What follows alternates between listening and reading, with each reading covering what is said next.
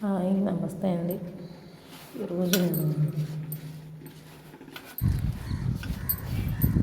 కొబ్బరి కుడుములు అండి కొబ్బరి కుడుములు చేద్దాం అనుకుంటున్నాను. ఎందుకంటే మొన్న కొబ్బరి బూరెలు కొండ పిండి వరిపిండి వండిపోయింది అనమాట. దాన్ని ఆరబెట్టాను, తడిపింది కదా ఆరబెట్టాను. ఆ పిండితో ఈరోజు టిఫిన్కి ఏమీ లేదని చెప్పేసి ఈరోజు కొబ్బరి కుడుములు చేద్దాం అనుకున్నారు. మా అమ్మగారు త్వరగా చేస్తారు, నాకైతే రాదు, కానీ నేర్చుకున్నా. సరే ఈరోజు పిల్లలకి చేసి పెడదామని చెప్పేసి మా పిల్లలకి చాలా ఇష్టం. నా ఐటమ్స్ కంటే మా అమ్మగారు చేసిన ఐటమ్స్ మా పిల్లలు బాగా ఇష్టపడతా ఉంటారు అన్నమాట. సో కొబ్బరి, బెల్లం, వరిపిండి అన్నమాట, కొంచెం సాల్ట్. వరిపిండిలో కొబ్బరి కొంచెం కొంచెం వేసి కలుపుకుంటూ అవి వేసుకుంటూ కలపాలి కదా. ఇది కలుపుకుంటే కొబ్బరి కుడుములో కొంతమంది కొబ్బరి వేసుకోరు, కుడుములో బెల్లం వేస్తారు, సాల్ట్ వేస్తారు, కొబ్బరి కూడా వేస్తారు. తినడానికి టేస్ట్గా ఉంటుంది కదా, బాగుంటుంది. కొబ్బరి ఇంటేక్ ఉంటే బాగుంటుందని చెప్పేసి నేను కొబ్బరి అయితే చాలా ఎక్కువ తీసుకున్నాను. ఇప్పుడు బెల్లం అండి, బెల్లం కూడా కలుపుకొని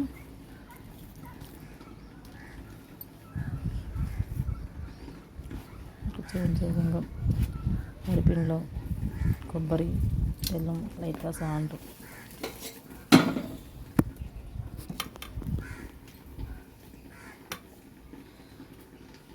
సాల్ట్ అన్నమాట.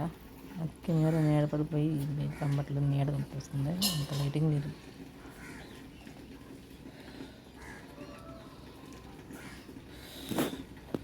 లైట్ సాల్ట్ వేయాలని మరీ ఎక్కువ కాదు, అంటే పిండి ఎక్కువ సాల్ట్ కొంచెం ఎక్కువ వేసాను. వేసుకోకపోయినా పర్లేదు, కానీ స్వీట్ ఐటమ్ చేసినప్పుడు కొంచెం సాల్ట్ వేస్తుంది, దాని టేస్ట్ కొంచెం డిఫరెంట్గా ఉంటుంది, బాగుంటుంది. కాచిన వేడి నీళ్ళు అనమాట, ఆ కాచిన వేడి నీళ్ళతో కలుపుకుంటూ ఉండాలి.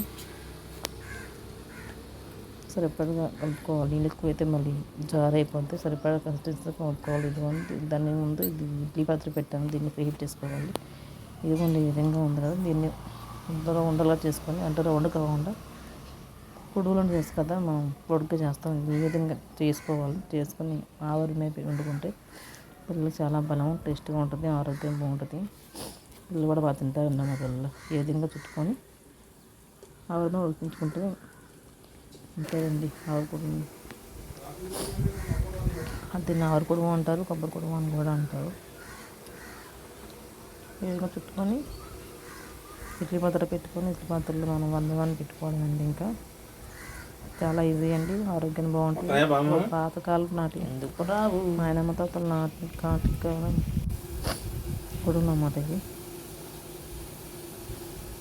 అన్నీ ఆవిరి వచ్చేస్తుందో చూసారా, ఆవిరి ఉడికితే ఉడికిన తర్వాత మనం నెయ్యి వేసుకొని తింటే ఇంకా బాగుంటుంది.